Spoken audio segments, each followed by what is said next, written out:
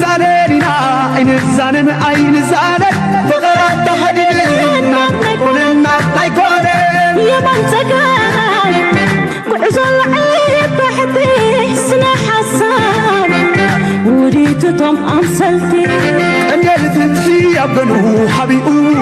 تميتنا وتيو قبلنبو نقزانا قبرقزو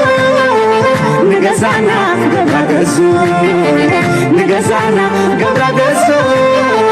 تميتنا وتيو قبلنبو مسمطنا باني هاريبو قلاي أقتدو أبلاي عين مسفتة عين صلاتنا قدنا يونمبر ما استزانينا دحدح مسوفرة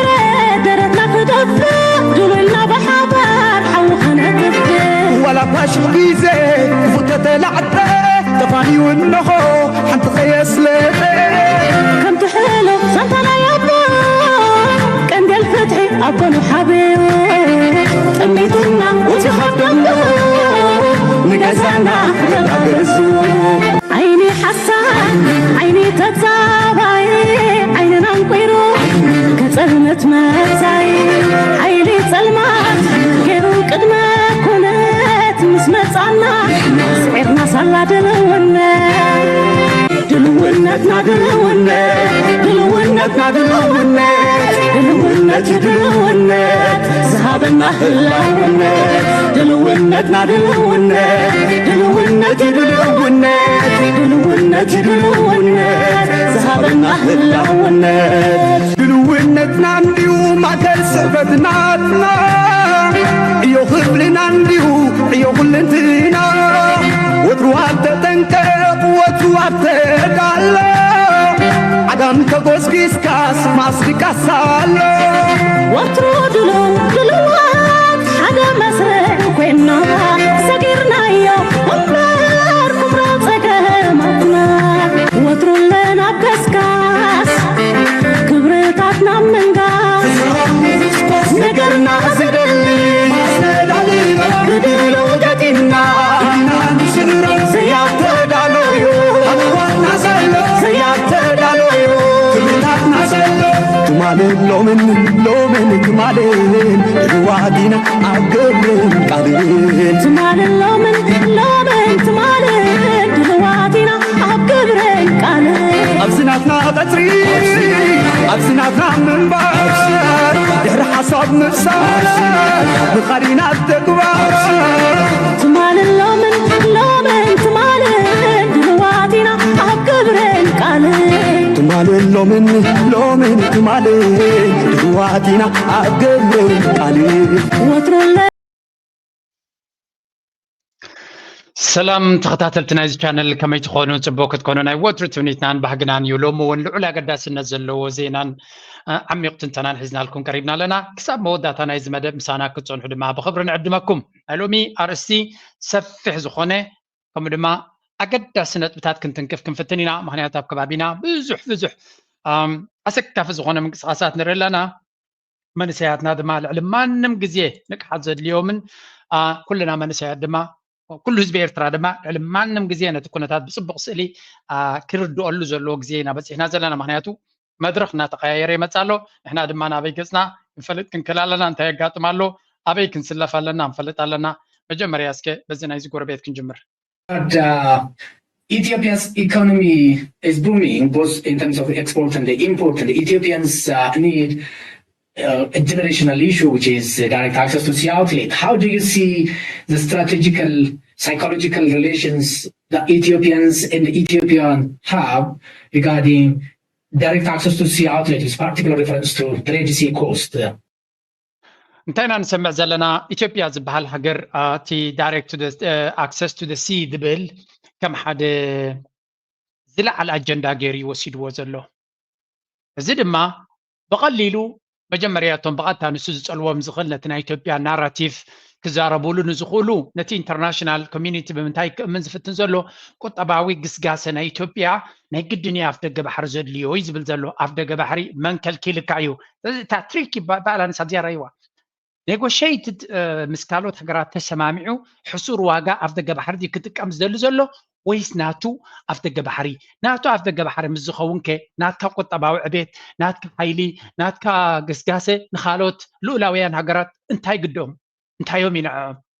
أوكي مالسي أتعرف جبحري خا كتبص حوز خالكا مسكالوت هجرات ترى دادي خات سرح سلزلغا من البات بجوبت سلتك أمس زلغا بكينيا كتك أمس سلتخل دلغاها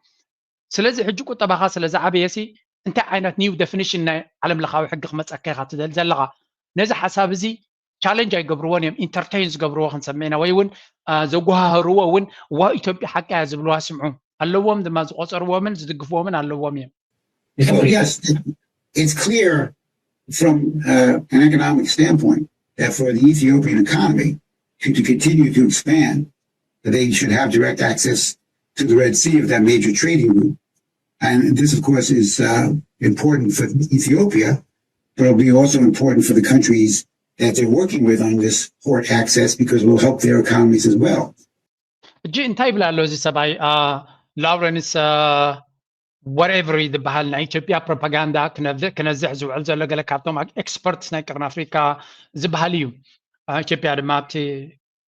ابت payroll na Ethiopia تي زلو نتنا Ethiopia ناراتيف نا ابي احمد زغسغس زلو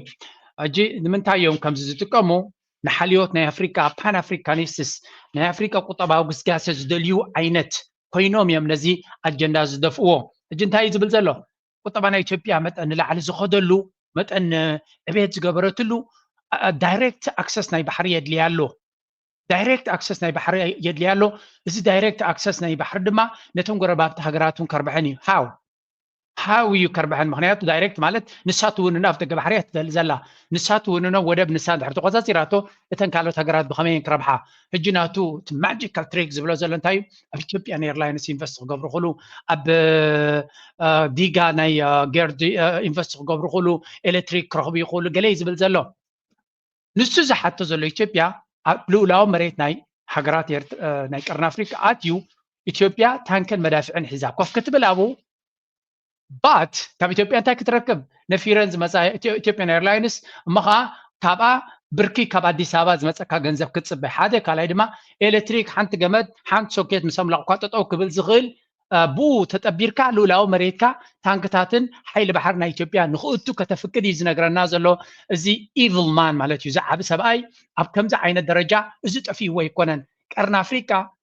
قدامي نجر إذا سبزي بزعبا كتة بس قدسني رتزغون كلا جركم ناي كتة نجر كيلا ويوناي كتة إلى مزاربني رتزغونو أبي إثيوبيا right now what is happening yes أبدي سابا كوريدور لمعاتي لوس إرجعتات يجبر له هو نحرشة سرنا يبقول له خيلو يوتس عليه but exactly أبي إذا أتوزع زي كندي حزبنا إثيوبيا بدركي كندي من سياسة إثيوبيا كابت مرت تسوي قوم ويعدنا تمرت سلزي لا بعمر هراديو أفتقرايديو أبشي قرن عزقت موريدو مالو بزعبهم كزاربا يسمعني خزي ناير تراس أقام كزاربو أقام يبلومن أفهم قامتيو زي ماسكي بلون they can talk all day and night كل جزء بزعبا يرتاح كزاربو أقام يبلومن أبي إثيوبيا التنسوس دقفوا زلو ناي كتبا كيلا زلو زل أبي بدرون حزبي قتلالو هذا جزء يكونن ثلاثة جزء يكونن ثلاثة جزء يكونن لا نزي أتوم زي ملكت تمليسنا خنسوم عندنا أنا ذهبكم ملسي كنري زي أنا هي بيوم زلوخ ملسيا تعمل سنتاي لا ناي إثيوبيا اشتاراني إرتراويان كشكعنا يبلون زاقد داس ملسيا زلوخ international community نحنا ممكن ردوا لنا نتي international community زلوخ أنا زيادة في اللي علوه أبزي جنتايو سلمتاي كاكم يبلا له كردانا له Eritrea isn't falling for Abi's lies. We know the truth and we are ready. We see through the smoke and Abi's chaos won't fall. أسيجي أبي أحمد قطباو قسقاس أبي إثيوبيا يمتصالو قطبانا تاع عبلو سلازي تنكبابي حقرات كراب حنت خوينن نيرتراي كل زي تخالم جبت نقدلو من سوماليا دما زخل كل يلن مسلولاوي مريت منقس سوماليا تزراريبو أفدق بحر كركب غليو بكينيا دما نعاول كم بلولو خيدا يدلين سلازي إسا بزي زاربو زلو بمولو كم زي تعواويو زعبا إيرتراي مزاربو زلو سام قال إثيوبيا جيت هبلو إيرتراكو أفدق بحرا مس إثيوبيا أنت تسرحلنا إيرترايان وقال لهم بهامات نزناتهم زربات تقبلهم هو كم زبلو كاس معكم يدحر ስለዚህ some try to sell the lie that economic integration with Abyss Ethiopia is a win-win. Eritrea knows better. ስለዚህ ምስ ኢትዮጵያ ምስ ኤርትራ ምስ ኢትዮጵያ ኣብቲ ገባሕር እንተሂባታሲ ዊን-ዊን ኮኦፕሬሽን ክልቲአን ክረብሓሉ ዝኽእላ መንገድታት ከሎ ዕድላት ከሎ እናበልዮም ነቲ ህዝቢ ከሽክዕዎ ዝፍትኑ ዘለው here are the undeniable truths about Abyss regime. እቲ ሓቂ ሰብ ዝብለና ዘሎ ዘይኮነ በዓልና ንሪዮን ብየማንን ፀጋምን ድማ ንሓፂር ግዜ ዘይኮነ 6-7 ዓመት ርኢናዮ ዘለና ኩንነት ድማ እዚ እዩ መጀመርያ the only integration ኣቢ brings ኣቢ ዘምፅኦ ዘሎ integration እንታይ እዩ ሞት ስቃይ ዕንወት እዩ ስለዚ integration ናብ ናይ ኣቢ ሰርክል ተኣቲኻ እዚአን እየን ተንገራንትናትካ ኣብ ኦሮምያ ከማ ገይሩ ኣብ ትግራይ ከማ ገይሩ ኣብ ኣምሓራ ከማ ገይሩ ናብ ኤርትራ እንተገይሩ ተኸይዱ ድማ believe me ብዛዕባ እዚ ዲስከስ የድለና ናይ ኤርትራ ካብዚ ሰለስቱ ዝረኣኹ ዝኸፍአ እዩ ክገብር by the way በኣፉ ንኤርትራ ቐዛ ክገብራ የኢሉ ዝተዛረበ መራሒና ንዛረብ ዘለና ባዕሎም እቶም ኢሊት ናቱ ዞም ለቕዎ ማለት እዩ ንዓና ንምፍርራህ እዚ ንኤርትራ ቐዛ ክገብራ ክሳብ ምባል ዝፈከረ እዩ ቐዛ እንታይ ይፍፀም ኣሎ ኩልና ንፈልጦ ኢና ስለዚ ዓቕሚ ስለ ዘይብሉ እምበር እዚ ሰብ እዚ ሕማቕ ካብ ምግባር ድሕር ዝብል ኣይኮነን ስለዚ ኢንቴግሬሽን ምስ ኣቢ ማለት ብቁጠባ ኤርትራውን ኮኸም ኢላ እትያ ገለ ፖይንት ምስ ረኣይዎ ናይዚ ኢንቴግሬሽን ናይ ጥፍኣትን ናይ ዕንወትን እምበር ናይ ምዕባለ ኣይኮነን ካልኣይ he brags about exports wheat exports while millions starve بخالي سرناي اكسبورت نقبر لنا كم زي اكسبورت نقبر لنا يبلا له وورلد فود بروجرام WFP زبال ما بصغر باب زوصو ل10 مليون حزبي حصوص ردئت زليو زيغا بኢትዮጵያ كم زلو اوشت اوسدل زلو دما حزبي تفناقيلو اوشت هاغرو كلبت زبل زلو دما اب حدا كدل وي كلتا كلل دايكونه دارغا اب كلتي ኢትዮጵያ زبال هاغري وشت او كينات اب زي فلطو كينات ኣብ መንጎ ዝተፈላለዩ ዓሌታት ኣብ ኢትዮጵያ ኣብ ብዙሕ ቦታ እዩ ዝፍፀም ዘሎ ሽፍትነት ጥፍኣት መልዩ ብተዓዲ እዚ ኩሉ እናሃለወ ግን ቁጠባዊ ሚራክል ትገብር ኣላ እዛ ሃገር ኢሎም እዮም ንዓለም ዝዛረቡላ ዘለው this is a very clear indication ንሓደ ኤርትራዊ ክርድኦ ዘለዎ ነጥቢ እዚ ፅነ ኢለ ክርአየሳ ሳልሰይቲ he signs illegal MOUs to provoke ሳልሰይቲ he polishes streets in Addis Ababa while burning villages with drones ኣብ ኣዲስ ኣበባ ከምኡውን ኣብ ካልእ ከተማ ፅርግያታት ኣልመፅኩ ቦያ ልኸኹሉ ይወላዕኩ ይብላ ኣሎ the same time ድማ ድሮናት ናቱ ኣብ ኣምሓራ ቀደም ኣብ ትግራይ ሕጂ ድማ ኣቐዲመን ድማ ኣብ ወላ ሕጂ እውን ኣብ ኦሮምያ ኣብ ዝተፈላለየ ቦታ ብድሮናት ናቱ መጥቃዕቲ ሲቪላውያን ክቐትል ውዕል ኣሎ ብየማንን ፀጋምን ድማ ሕማቕ ትገብር ኣለኻ ይበሃል ኣሎ ዓለም ግን ክትክንኖ ወይ እውን ክትኮሶ ይረኣናን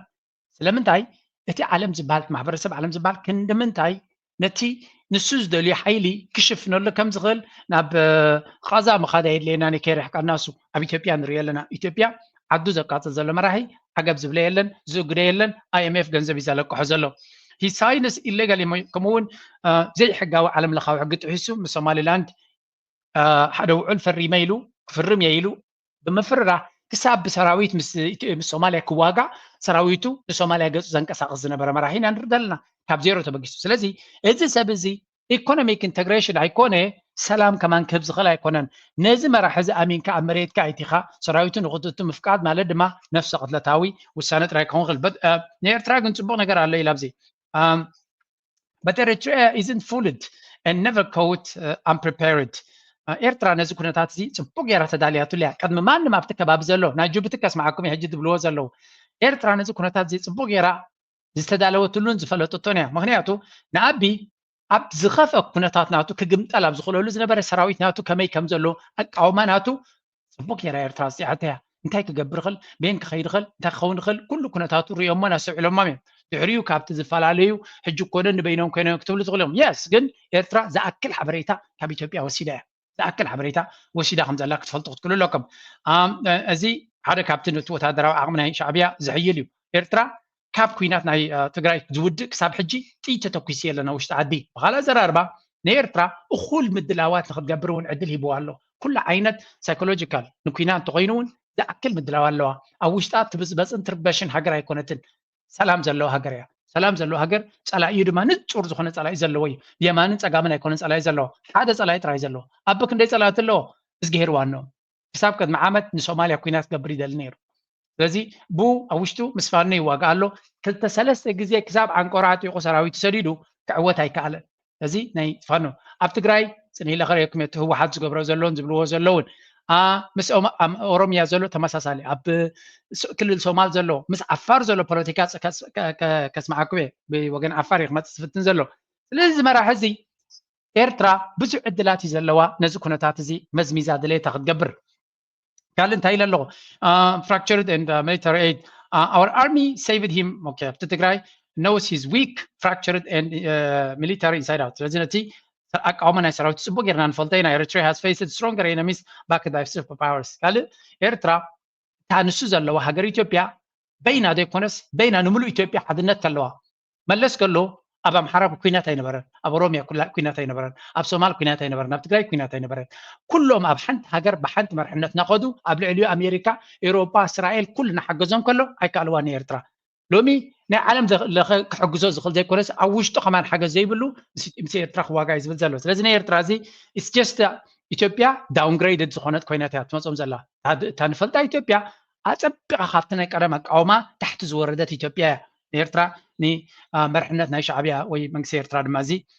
ملسنا تايم هوني تفهمني a peace crumbling house of cards will not withstand a strike شعبيا منكسر إيرترا exactly house of cards مالت تسنان عدة طويل زلوا جزا مالتيو أبينا يبغى تحريم كخطوطه نيرترا شعبيا من جارز اللي ما يكون نبزيله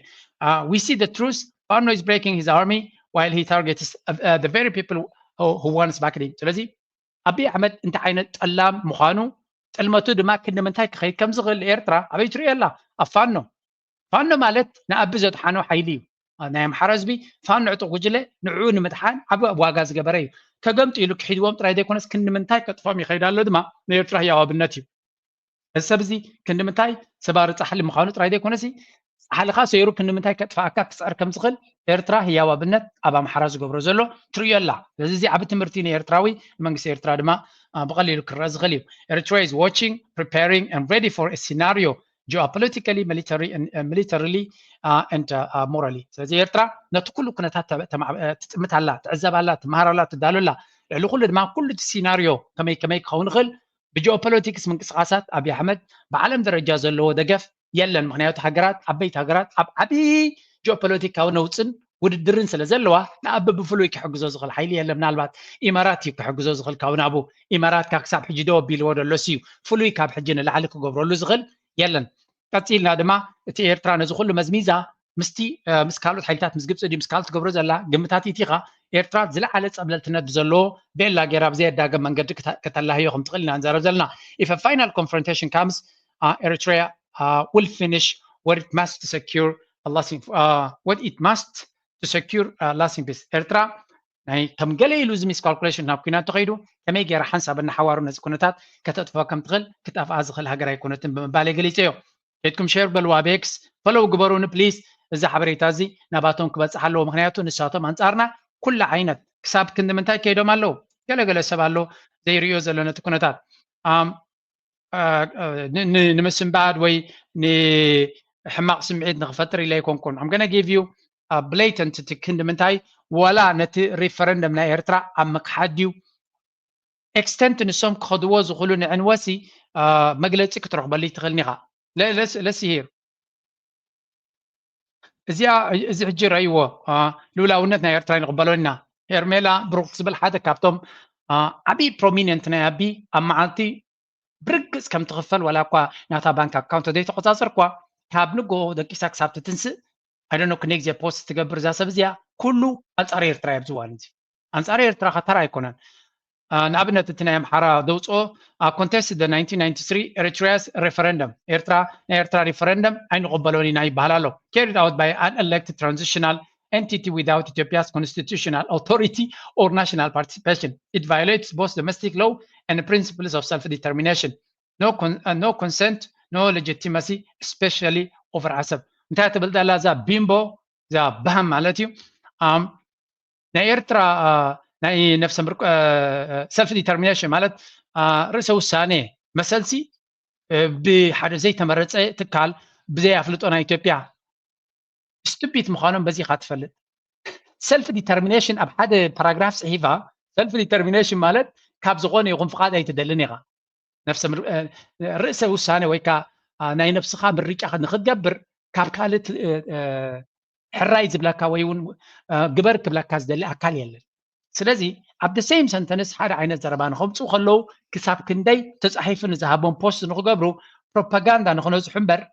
ካመን ሰንስ እውን ዘለዎም ሎጂክ ዝኽተሉ ከም ዘይኮኑ ኤርትራ ሰልፍ ዲተርሚኔሽን ድሕሪ ኮይኑ ቃልስናታ ንማንም ኣይተሓትትን እያ መጀመርያ ታሪክ ብፍርቂ ክፋል እዮም ዘንብብዎ ስለምንታይ ኤርትራ ሪፈረንደም ጌራ ምስ እንተኢልካዮም ኮራርምቶም ኣርጊፋ ኣዲስ ኣበባ ንዝነበረ መራሕዮም ብሂወት ዘሎ ንዘይሞተ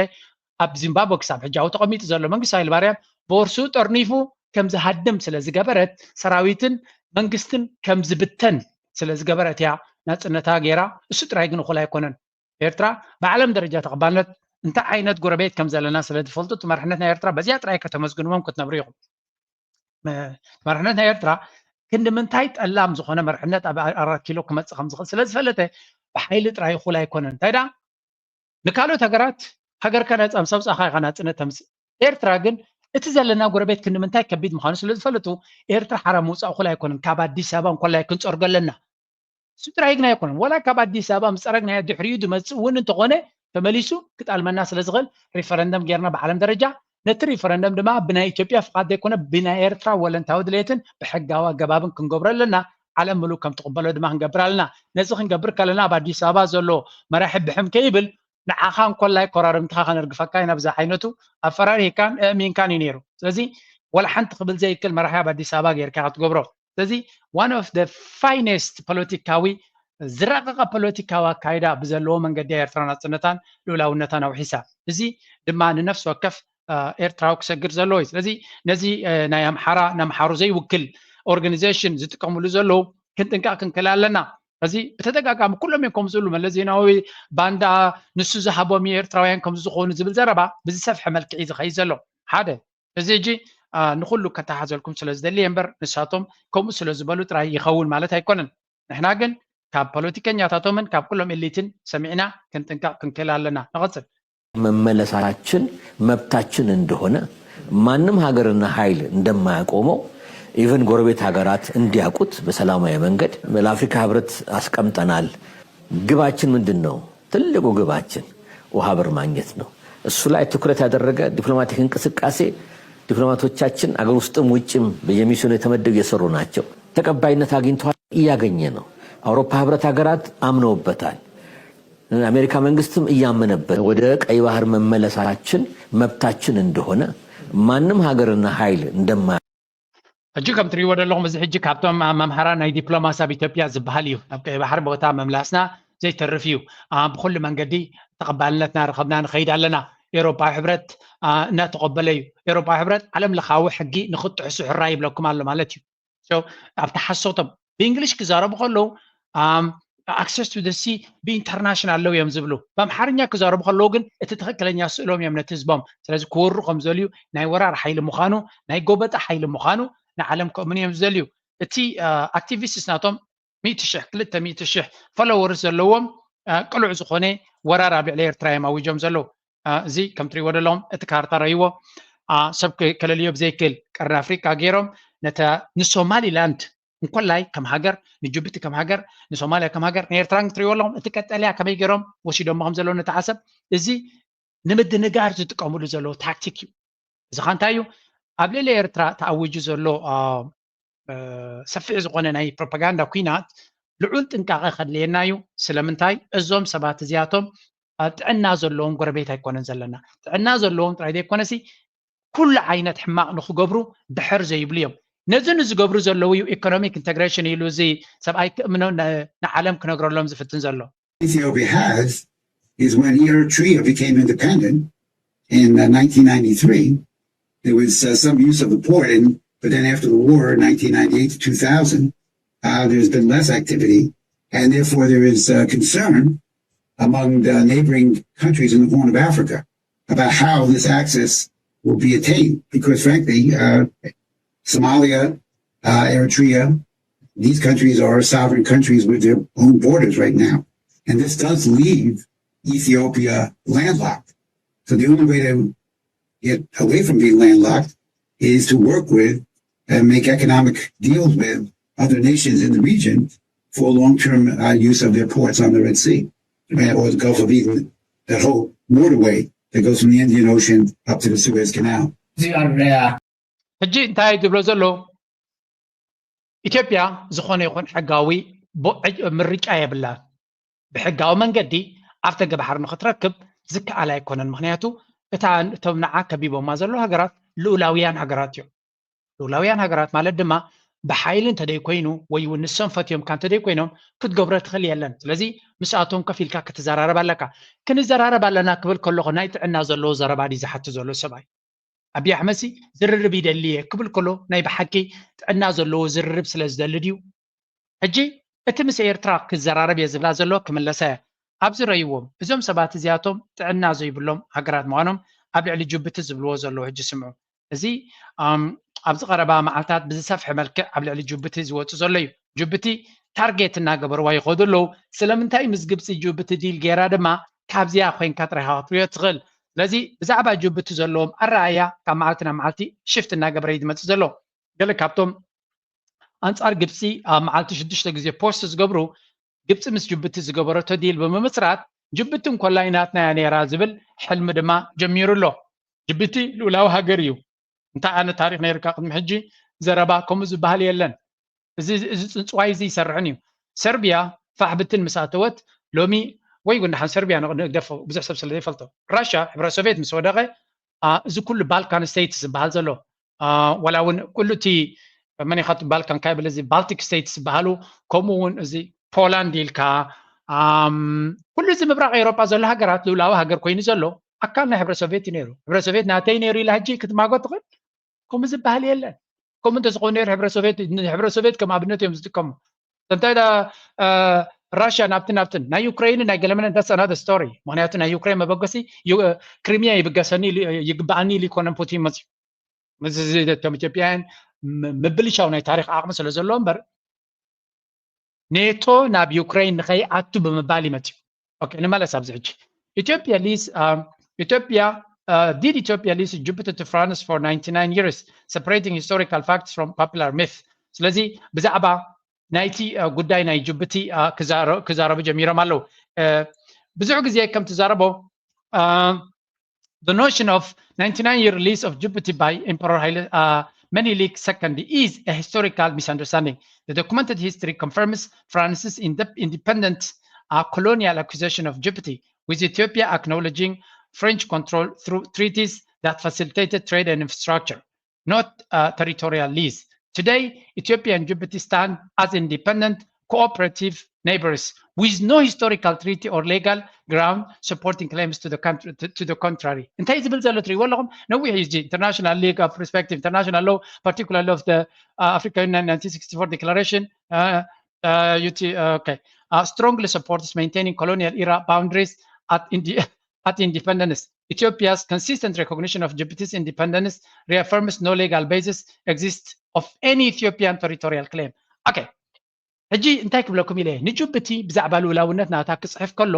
ናይ ጅቡቲ ልኡላውነት ኢትዮጵያ ኩሉ ግዜ ምስ ተቐበለተያ ዝኾነ ይኹን በቲ ናይ ሕብረት ኣፍሪካ ኣብ 1964 ሕብረት ኣፍሪካ ክቆም ከሎ ዝተዘራረበሉ ዝተሰማምዑሉን መግዛእታዊ ዶባት ኩሉ ሃገር ክኽብሮ ከም ዘለዎን ምክንያቱ መግዛእታዊ ዶባት ተደይኽቢርና ሃገር ናይ ኣፍሪቃ ኢልና ክንዛረቡን ከቢድ እዩ ምክንያቱ እዘን ሎሚ ዘለዋ ሃገራት ብምልአን መበገስናተን ወይ እውን ዶብናተን ኣብቲ መግዛእታዊ ዶባት ዝተመርኮሰ እዩ ስለዚ ንሱ ከም ቅዱስ ነገር ወሲድና ሳክሮሳንት ኢልና ንዕኡ ክፃባእ ዝኽእል ዝኾነ ሓይሊ ክህሉ የብሉን ብምባል ተረዳድዮም እንታይ ስለ ዝኾንኩም ዳይ ኣብ ኤርትራ ክኾን ከሎ ከምዚ ናይ ጅቡቲ ዓይነት ስምዒት ዘይብልኩም እዞም ሃገር እዚኣቶም ከምዚኦም ናይ ዳብል ስታንዳርድን ናይ ጥልመትን ናይ ሓሶትን ሃገር መልሓሶም ክልተ ደርፊ ኣብ ሓደ ግዜ ክደርፍ ዝኽእል እዩ ብዛዕባ ኤርትራ ክኾን ከሎ ልኡላውነት ናይ ኤርትራ ክደፍሩ ፀገም የብሎምን ናይ ጅቡቲ ክኾን ከሎ በቲ ናቱ ሸላዋት ተሓሳስባ ጅቡቲ መን ኣለዎ ኣብኡ ፈረንሳ ኣሎ ኣሜሪካ ኣሎ ንጅቡቲ ምትንካፍ ማለት ወላ ብዛዕባ ጅቡቲ ምዝራብ ንዓና ከጥፋኣና ዝኽእል እዩ ብዛዕባ ኤርትራ ግን ፅልእ ናይ ኣሜሪካ ስለ ዘለዎም ኤውሮጳውን ስለ ዝፀልዋ ድሌትና ክንብል ንኽእል ኢና ወላ እውን ዓለም ለኻዊ ሕጊ እንተጠሓስና ብምባል ዝዛረብዎ ዘለዉ ረዩ ስለዚ እዚ ነገራት እዚ እንታይ ኢና ንርኢ ዘለና እዚኦም ሰባት እዚኣቶም ሰሌክቲቭሊ ነቲ ዓለም ለኻዊ ሕጊ መሪፆም እዮም ከተግብርዎ ዝደልዩ መሪፆም እዮም ክጥቀምሉ ዝደልዩ that's why even እቲ ከምዚ ዓይነት ኣዘራርባ መንግስቲ ይኮነ ዘውፅኦ ዘሎ እዚ ኣክቲቪስት እዩ ዘውፅኦ ዘሎ ብኣክቲቪስትስ ገይሩ እዩ ድማ ኣቢ ዘመሓድር ዘሎ ብመንግስቲ ገይሩ ይኮነ ዘመሓድር ዘሎ ናራቲቭ ናቱ ኣጀንዳ ናቱ በቶም ኣክቲቪስትስ ናቱ ዝኽፈሉ ኣክቲቪስትስ ወላ እንታዊ ዘይኮኑ ዝኽፈሉ ካብቶም ሰራሕተኛታት ናይ መንግስቲ ድማ ንላዕሊ ዝኽፈሉ ምክንያቱ ካብ ሓደ ዶክተር ይኹን ፖሊስ ናይቲ ሃገር ኣክቲቪስት 3 4 5 ዕፅፍናቱ ደሞዝ ከም ዝኽፈል ባዕላቶም ኢትዮጵያውያን ደውፅዎ ንሰምዕ ኣለና ስለዚ ከምዚ ዓይነት ደረጃ በፅሒ ዘሎ ሃገር ክንርኢ ከለና ልዑል ጥንቃቐ ከድልየና እዩ ስለምንታይ እዚኦም ሰባት እዚኣቶም ኣደናጊሮም ንዓና ሽግር ክፈጥሩልና እዮም ስለዚ ብወገን ጅቡቲ ክንርኢ ከለና እዚኣ ናሽናል ናሽናል ኤሪትሪያ ኢንተረስት እዩ መስለኒ አይ ሆፕ ነዛ ፅሒፍዋ ዘሎ ብእንግሊሽ ገይሩ ኣበይ ክሳውሪድዋ ክህሉ እዛ ጉዳይ ናይ ጅቡቲ ኣብ ጅቡቲ ዘሎ ስግኣት ኣብዚ እዋን እዚ ካብ ምንታይ ዝብገስ ኢሉ ንኤርትራውያን ፅቡቅ መግለፂ እዩ ግን እዚ ዝያዳ ኣብቲ ዘሎ ናይ ናራቲቭ ኩናት ኣብ ኤክስ ብእንግሊሽ ክግበር ዘለዎ እዩ ኤክሰለንት ራይተር ካ ስለ ዝኾነ እዚ ናይ ናሽናል ኤሪትሪያ ኢንተረስት ብዙሕ ግዜ ዝፅሕፍ እዩ ስለዚ እዚ እንታይ ይብላ ኣሎ ኣቢ ናይ ብሓቂ ጠንቃም ሰብ እዩ ይብላ ኣሎ ኦኬ ድሕሪ ምዝጓግ ተወለድቲ ኢትዮጵያ ዝኾኑ ሶፋሮ ጅቡቲ ዘሎ ፖለቲካዊ ጠንቅን ብሰሓብን ሰሚዕኩም ኣይ ክትኣምኑን ኢኹም ይብላና ኣሎ ፈለማ ፖለቲካዊ ኩነታት ጅቡቲ ምስ ንዕዘብ ናይ ጅቡቲ ኩነታት ተሪና 60% ናይቲ ሃገር ናይ ሶማል መበቆል ዘለዎም እዮም ሶማላውያን እዮም ስለዚ ሶማላዊ መበቆል ዘለዎም እዮም ቋንቋ ሶማል ካብ ዝጥቀሙ እዮም 30% ዝኾኑ ድማ ቋንቋ ዓፋር ዝጥቀሙ እዮም ወይ ከዓ ህዝቢ ዓፋር እዩ እቲ ካልእ ድማ 5 ቁርብ ተለይና ተወሳሰኸ ዝነብር ሶማሊ የመናውያን ኣለው ዓረብ ኣለው ካልኦት ኣለው እጂ ፕሬዚደንት ሃገር ኮይኑ ዘሎ ኣብዚ እዋን እዚ ካፕታናቱ ክንቅፅል ካብተን መላ ኣፍሪካ ዘሎ ሕመረት ፀገም ኣብ ዓሌትን ቀቢላን ዝተመርኮሰ ፖለቲካዊ ስርዓት እዩ ዘለዋ ጅቡቲ ጅቡቲ ኣብ 2014 ዝተገብረ ቆፀራ ህዝቢ 1.8 ዝኸውን ህዝቢ ከም ዘለዋ ክትከውን ከላ ብቀቢላታት ሶማሊ ዓፋርን ዒሳ ሶማሊ ዝበሃል ዒሳ ዝበሃል ዓሌት እዩ ዓፋርን ዝቆመት ንእሽተይ ሃገር እያ ፕሬዚደንት እቲ ሃገር ኮይኑ ኣብ 99 ዝተመረፀ ክሳብ ሕጂ ድማ መራሒ ዘሎ ካብቲ ቀቢላ ወይ እውን ዓሌት ሶማሊ ዒሳ እዩ ሰፊሕ ፕሬዚደንት ገለ ሰልፊ ፕሬዚደንት ገለ ብሕብረት ንፕሬዚደንት ዕብለላ ኦኬ ኣበይ ኣላ መሲልኩም ሓንቲ ነጥብ እዚኣ ኢሉ ነይሩ መሰራርታ ጅቡቲ ገለ ናበልካ ንዊሕ ዝበለት እንድያ ድሓን ኣብዚ እውን ፍሬንች ሶማሊላንድ ዝብል ኣርቲክል ወፂያ ነይራ ብሕፅር ዝበለ ነቲ ዳይናሚክስ ናይ ህዝቢ ዳይናሚክስ ንዑ ከበላሽዩ ኣብ ዝፍትን ዘሎ እዩ እቲ ስነ መጎት ዘሎ ኣብ ካልእ እውን ብዙሕ ፖስት ኮይና ርእየ ኣለኹ ነዋሕ ስለ ዝኾነት ከይድኩም ከተንብዋ ትኽእሉ ኢኹም ስለዚ እቲ ብወገን ዓፋር ዝስራሕ ዘሎ ፖለቲካ ኣብቲ ዓፋር ሪጅን ዘሎ ናይ ኢትዮጵያ ሓደ ተቃዋሚ ጉጅለ ኣሎ ንሱ ድማ ሓንቲ ሃገር ዓፋር ከቀውም እዩ ዝደሊ ዓፋር ኣብ ኤርትራ ዘለው ዓፋር ኣብ ጅቡቲ ዘለው ዓፋር ኣብ ኢትዮጵያ ዘለው ሓዊሱ ሃገር ዓፋር ከቀውም እዩ ዝደሊ ሃገር ዓፋር ከቀውም እንተኮይኑ ጅቡቲ ንእሽተይ ሃገር እዩ እቲ ሰሜን ክፋል ምስ ዓሰብ ምስ ኤርትራ ዝዳወብ ድማ ኣብኡ እዮም ዘለው እቶም ዓፋር ምስቲ ናይ ኢትዮጵያ ሓዊስካ ንኤርትራ ሓዊስካ ክትወስድ ንጅቡቲ ሃገራ ንክትፈርስ ይሰርሕ ዘሎ ልክዕ ከም ናይ ኤርትራ ማለት እዩ ኤርትራ ካብ ኢትዮጵያ ዝመፅእ ሕማቅ ሰይጣናዊ ሓሳብ ንቡር ስለ ዝኾነ ኩሉ ግዜ ምስ ተቃለስና እዩ ንጅቡቲ ግን ካብ እንኣምኖ ሃገር ንጥፍኣትና ንዝሰርሕ ዘሎ ምሱ ኣቢ ንዑ ዘሳሲ ኣጀንዳ እንተለዎ ኮይኑ ዲስ ኢዝ ቨሪ ደንጀረስ ንዓታቶም ተስዋይ ዝኾነ ኢትዮጵያዊ ካብቲ ሃገር ንክስጎብ ዕመርገለ ወሲኑ ዘሎ መቐፀልታ ናቱ ድማ እቲ ምስ ግብፂ ዝተገበረ ዓብዲል ድማ ነዚ ዘጉልሕ እዩ ነይሩ ካብ ዜሮ ተበጊሱ ይኮነን ኣንፃር ረብሑ ስጉምቲ ክወስድ ዝኻለ ዝወስዶ ዘሎ ስጉምቲ ደይ መደይሉ ነቲ ክወርዶ ዝኽእል ፀገም ነቲ ዴሞግራፊክ ኤትኒክ ዴሞግራፊ ኣብቲ ሃገሩ ዘሎ ክቅይር ዝኽእል ወይ እውን ነቲ ልኡላውነት ናይቲ ሃገር ምክንያቱ ኣብቲ ውሽጢ ዓዶም ኩሉ ግዜ ቀውሲ ኣለዎም ጅቡቲ ናይ ዓሌት ፖለቲካ ስለ ዘለዎም እቲ ዓፋር ዝበሃል ኩሉ ግዜ ኣብ ስልጣን ክመፅእ ይደሊ እቲ ዓፋር ድማ በቲ ኣብቲ ግዜ መግዛእቲ ምስቲ ናይ ፈረንሳዊ ሓይሊ ኮይኑ ኣብ ምግዛእ ዓብ ተራ ዝነበረ እዩ ዋላ እኳ ሕጂ ሶማሌ ይመርሕ እንተሎ ስለዚ እቲ ውሽጣዊ ናይ ዓሌታውነት ልክዕ ከምታ ኣብ ኢትዮጵያ ዘላ ኣምሓራ ምስ ኦሮሞ ምስ ትጋሩ ምስ ገለመለ ዘላ ከምኣ ድማ ኣብ ጅቡቲ ስለ ዘላ እዚኣ ጉዳይ እዚኣ ነቲ ሃገሩ ከተፈንጅሮ ስለትኽእል ነዛ ኩነታት ናይ ኢትዮጵያ ፅልዋ ካብቲ ዓዲ ንምውፃእ ግብፂ ድማ ጅቡትን ተፈሪሳ ከም ሃገር መን ይክረብሕ ኣቢ ይክረብሕ ወይ ኢትዮጵያ ይክረብሕ ስለዚ ጅቡቲ ንስኻ ንከይትፈርስን ጅቡቲ ፈሪሳ መፃወቲ ናይ ኣቢ ከይትኸውን ንሕና ክንሕግዘካ ኢና ዝብል ስምምዕ ስለ ዘሎ እዩ እቲ ጅቡቲ ናብኡ እቲ ግብፂ ዝበሃል ንግብፂ ዝበሃል ናብኡ ክእቱ መሪፁ ዘሎ እዚ ሃገራዊ ድሕነት ሕቶ ስለ ዝኾነ ድማ እዩ ዋላ እውን ክንደይ 1 ቢልዮን ዲ ዋላ 500 ሚልዮን ይኸፍሎም ንዑ ጥሒሶም ንሃገራዊ ድሕነቶም ክኸውን ዝኽእል ስለዚ نريو زلنا أب قرن أفريقيا زقبر زلا كايدا بناي أبي سرعات زقبر زلو خلي ملك حدا جنيانة زلو سلزخوني كابو كي وزانا أبزي حد أرتيكل ونوزينيرو انتاي زبال زلو جبسن نايل بلوس زبال بمسيحة كم زوزو إثيوبيا shot warning as Cairo Khartoum close ranks ስለዚህ አመንጎ ጅቡትን አመንጎ ግብፅን ሱዳንን ዝተገብረ ስምምዕ ኢትዮጵያ መልሲ ክትበሉ ጀሚራ ከም ዘላ እዩ ዝንገር ዘሎ ነዚ ድማ እቲ ኣርቲክል ኣብዚ ሳምራይዝ ገይረ ነይረ ኣመንጎ ግብፅን ኢትዮጵያን ዘሎ ፀገም ናይ ኒል መፍትሒ ዘይረኸበ ሕቶ እዩ እዚ ኢጅፕት ስታንስ ኢጅፕት ፎሬን ሚኒስተር ባድር አብጠላቲ ዝበሃል መጠንቀቅታ ብተደጋጋሚ ንኢትዮጵያ ምስ ሃበይት ሚኒስትር ጉዳያት ወፃኢ ናቶ ምክንያቱ ኢትዮጵያ ብወለንታዊ ነቲ ኒል ድሌታ እናገበረቶ ትኸይድ ኣላ ንሕና ድማ ሃገራዊ ድሕነትና ኣብ ምልክት ሕቶ يأتلو يبلالو لذي كايرو threatened all options to protect its interests signaling potential military or diplomatic measures لذي درجة قد معامة بلا برتع متن قطع مسحبتها كمودة 10 سنة بلا كل عينة ديل اسم عنزل زربن مس إثيوبيا زنبرة اليوم نتقنتات بكل من قد نخون فتحك نقاينا بمباليو زجبسي مس كلن هجرات تقبر زلا استراتيجية مقصات كاوز بقاسيو Sudan's position, Sudan dependent on the Nile for irrigation and hydropower, fears Gerdis impact on the dams and flooding risks, rejecting Ethiopia's data sharing proposals. لذي Sudan أبزي حجز على تمدرخ قبل يجبس في الله حسب كله يكلني. لذي أبي أحمد نتي ديجا وديه كاله ديجا ونك جبر غليه زبل زرباي زغطل زلوا بإثيوبيا حج. لذي كومن ده رقينو نزا ديجان توجيو إلكتريك شيء تجنزب يتنتلو بقاله جنزب يتنتلو كم بحدش كل تسلس تخالد ديجاتات تسريعه جبت أخذ جبرات غليه بلاد. لذي إذا حجة تفتير زل حقافنا يسأجم نعود تقييم إثيوبيا جبت مالتيو حدث قمت كتوسط كتفتنيا.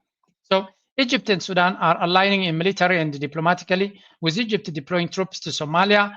raising concerns about a broader regional conflict. Ethiopia's 2024 Somaliland port deal has further strained relations within Somalia, complicating talks. لذي كل تنريو زلنا كونتات ني إثيوبيا ني جبسن إثيوبيان زلو كونتات نبز بأسه دوس زليو. حجي كل زي سمعنايو كبيت كوني خليو. كابو زغبدون لعلقن نتكتات الله بفلاي بعالم درجة زقبر زلون زغيات زلو كونتات نترينا نزو كونتات زي مليس كقول له زغل ويون اتخجبر زغل حماع نجرون نكوس هدول زغل متشو بايتاك في الترغليو اسكزي اسموها denies any connection to the massacre. Tensions between the rivals have been pushed to the highest point in years. For more on the story, our international affairs editor Angela Diffley is here to help us understand. Angela, we're talking about escalation between two nuclear-armed nations. I mean, this is always scary, stressful. What's at stake here? Well, we should say that Indian sources are saying that the military operations chiefs of both India and Pakistan met today. It is to be hoped that that is a good sign. The two countries have already had 3 conventional wars. 3 times Pakistan has lost. It should be said that the Indian Prime Minister is under a huge amount of pressure to do something to انتاينا نرد لنا أمونغو هندن باكستانن زلو تزابو ويون أجرجر نابزجا ده كونتات يخي كم زلون أزد ما نفس زخالة نتنا علم أكايدا دايناميكس أبحدجا أو دي قوة خم زلو أمونغو إيرانن أمريكان زجبر زلو الناس معنا سب إيران دو إسرائيل إيران دو تحرم أمريكا بس بعد السعودية جرادو قلنا بلد حجد ما أبتي ساوث إيشيا زبال أمونغو باكستانن هندن فلاش بوينت نابكينات خيز زغل عبو وتر نجيسو خمسة ليزن الجرزلو. سلزي كل زيناي دايناميكس ناي كوينات نريو زلنا مسعوت سلزخونه ويون لاكس سلزخونه يكون نزمصو زلو بعالم درجات زقبر زلو ناي وتحدراوا أكايدا أبزلا على ترزيبة زلو أزيد رايقنا يكونن كلتا نقرات كريكم يه كتحازلكم استناتنا زبا متحاسل زلوي أزيد ريو زلوهم عجي منيستر مثل خالنا أمريكا ناب إيران دي سدودو ملختيزي أبيكس كابوس غير وزليو. Message to Iran: We see your lethal support to the Houthis. We know exactly what you're doing. You know very well what the U.S. military is capable of, and you were warned. You will pay the consequences at the time and place of our choosing. انتهي زبلوب زلو. نيران كل عزو خانة متنقطع. أزيف كم حج زي جبروا ويون زي فتن وويون زي بلوسي حجون توسع متن قطع حوت زبها لنا أمريكا ربي شو خمسة لون تغلال تطو كتب له خمسة كالت ولا فكرهم تعتو تطو كبلوا يكالون مليسن السدما ناتو جبر مال سدما يسم بدو ماله لازم حوت تطو كبلوا سلزي كالون نمن يمزة تنقو زلو نيران تتبوهم زلهم حجز نحوتي انت عينت أجمع فترة لهم زلو تري ولهم إن إحنا كم نفلت ما تفلتيهم سلزي عقمنا أمريكا وتهدروا عقمي تفلت وصل زخونكم أتنقطع وسيتكم اللهم بخمي جبر ملسن هبكم فعلنا أبزت عملنا بزعمنا من قدن ساعات نجزين كن جبرينا بمبالي تنقوم الله exactly حوت سلمتاي يبكيكم الله دما إيران تحبريتات سمع الله إيران دما exactly سلمتاي تبخيهم زلهم تردي ومالله تقطفوهم كم زيكمكم ويون شجر قبل الإيران مقبار تقطفوهم زيكمكم ونيفلتيهم سلزي تدايناميكس نريوزا لنا أمريكا بقلبتها كتجبر زفتنت نجار كسل سلزي كاله لك حكمتنا يوكرين هجي بقالات عم فررها يلا بقالات تفراره كقدم قلبت كي تتقمك خلقايو قلبت تقيمك دحريو بقى بقالات كتفرار تفتينك عيسرحني سو ازي كم زيلو نهلوي حنت ريبورت كبكم علمنا نبي كم تخيزلا مبريت كونكم. Talk about hard power. The world is arming like never before. Defense spending is ballooning, alliances are sharpening, and old rivalries are back in play. The result? A global arms race that is fiercer than ever. The latest numbers are out. The world spent $2.7 trillion to buy weapons last year, $2.7 trillion on tanks, jets, missiles, and drones. This is data from 2024. This is a 9.4% increase from the year before. The report has been compiled by SIPRI, that is the Stockholm International Peace Research Institute. انتهت بالدلا بحفشة علمنا أف كمي درجانة وتهدرا ودر أتيا خمسة لاينا نرزلنا نزخا هجرات كامت أن العلي كسب عنكرن يعد كخمسة لوا زري سيبريز بهالاب سويدن زي ما بقولوا حدا نايد تينك تانك زوج وحبريتنا نرزلنا خلا زراربا أمريكا تشاينا روسيا كالو هجراتنا علمون أبجدف سخون وتهدراوي إنفستمنت جبر خمسة لوا زمت زلوا 5 عامات 10 عامات دما إذا حجن الريو زلنا بزز صفحة ملك قص المخاني هجرات أبي إنفستي جبرها نمسعي أقداسنا أبزلوا عودي نمسعي كويناتن ورا كويناتن دحرقين جن أو تهدروا عقبناتنين إنفستيز جبرها جرمن أب توب 3 توب 4 بس يحل أبو تهدروا إنفستمنت سلمتاي أتي زمت زلوا كونتات نعبي جزء يخيط كم زلوا يرعيهم زلوا نمنتاي يزخل زجبر زلوا كل زين ريون جبرو نسمعن زلنا نتي أب كبابينا زرو زلوا مبرهناتو كابزي خاطركبتهم عبيت هاجرات تم حيالات هاجرات تاي قبرلو جيرمان بسبب 8.5 بليون اب ديفنس انفستيجير خمزلان ريلنا انتاي زري كازي هاجرات ولا ونتنا يقدمنا سلام زبهلا زنبرا اب امريكان طريقه امريكا بنالبات اب قال ريبورت تمنسي كريكم كباب 1 تريليون بتيحه خمزلا يوزنجر سلازي تي وتهدراوي انفستمنت دما هاجرات انت عينت مسائي الرأيين كم زلوا نمجمعاتو كابي خاطر بجس. تشاينا كابت زنبرة بشو 8% زعبي investment ميليتاري تجبر على روسيا كابتنا يكرم 30% وسي خالا بكينا سلازلا أمريكا دما نمجمر يابز مس زلوا أبز عامة زدي قله لتريليون باجت أبتنا بنتاغون ويون أمكل خالنا تا invest جبرها سلازي كل نجار نريو زلنا أمريكا لتريليون invest جبر على كل تناوز أي engagement ناتا دما تقدر الله نكوينات فوكس زخونه سراويتن وتهدروا عمك تستدللا زخانتاي زريكا مس تشاينا مس روسيا مس إيران مس كالوت حيلتها زلوم تصابو إن حيالي مس سلو زلو فوكس كجبر لهم أكل عندنا كله كجتفوه أفتك عند زلايم كل عقمم أو هلي أحيي لهم ناب تشاينا قلت إمام كسعر 5 كل يزن جرزلو زيد ما نبع على إيرترا تنفاز مدرخين عن رزلنا وكل من قدي نارا نايو حبري تخن بكمينا بعلم درجة زلون مجنزاب أدلاينا. صار حمشتن إليان إثيوبيا مسعزتا هاي تجزانا نمزول حمشت عم تجزيه مسجزاتا هادي من عاد إنجليزي خير.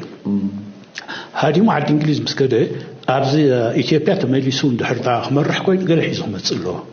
تحيزواز مثلا إيرتران بحر إيرتران سوماليان هنداو كانوسن نا إثيوبيا مقواريو. حجي صوصوا جميرهم تصوصوا ينتهيروا إريترا أديا إثيوبيا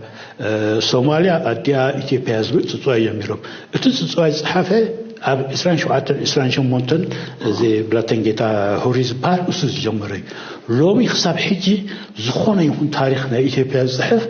كم هو كسر قمرلو نوعي إذا سبعة صحف كلهم تايجرو نزي بولي كيدان يتتكيم بولي كيدان تايز بلالو نقول سلام زبالالو نقول سلامون كاب حنتي نجستي ناي ساباوين دبالو يمناوين برسامات بحال سبيتي يلا سبيت بحال سبيتي هاي تمترك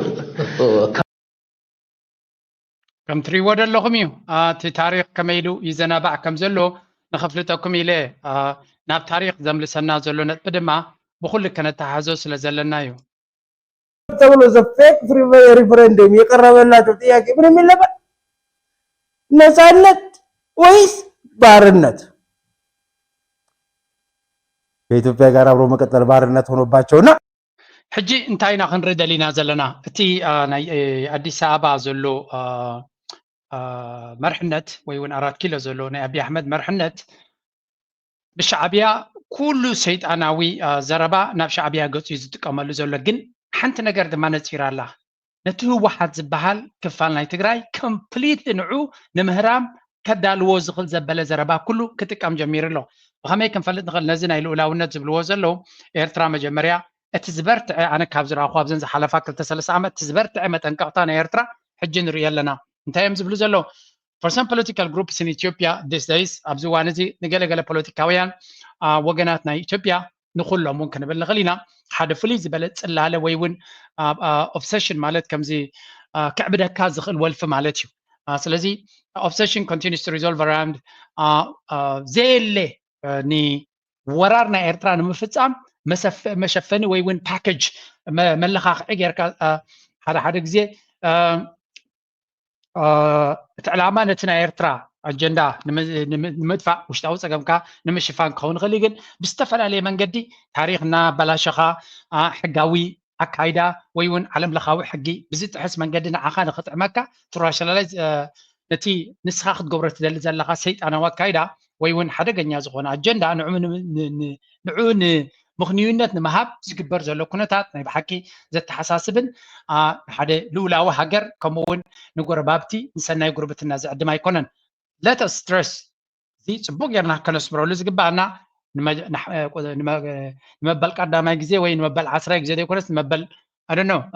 ንብዙሕ ግዜ ማለቶም እዩ ደጊምና ደጋጊምና ንብሎ ዘለና this is a political blasphemy ማለት እዩ ከወግዘካ ኣብ ሃይማኖሲ ንኣምላኽ ምፅራፍሲ ከወግዘካ ዝኽእል እቲ ዝዓበየ ገበን ኣንፃር ኣምላኽ ክትገብሮ ትኽእል ከስዕበልካ ዝኽእል እዚ ድማ ንሓደ ልኡላውነት ግዝኣታዊ ዶብ ናይ ሃገር ልኡላውነት ጥሒሱ ዝግበር ዘረባ ናብ ኩናት ክወስድ ዝኽእል እዩ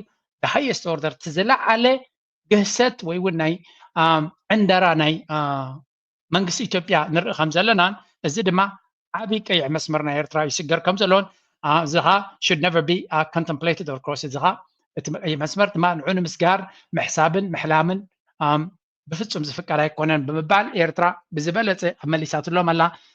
ብጣዕሚ ፅቡቅ ደስ ዘብል ድማ እዩ ኤርትራውያን ድማ ከም ወትሩ እቲ ንሱ ዝብሎ ዘሎ ከምዚ ጌርካ ኣብ ዝተፈላለየ ባነርስ ገይሮም ብዙሓት ቅዱሳት ኤርትራውያን ነዚ ኩነታት እዚ ሬድ ላይን ዋርኒንግ ብምባል ምስ ስእሊ ናይ ኣቶ የማነ ገብረ መስቀል ብምግባር ሸር ይገብርዎ ኣለዉ ሸር ምግባር ኣገዳሲ እዩ እዚ ሓበሬታ እዚ ሸር ክግበር ዘለዎ እዩ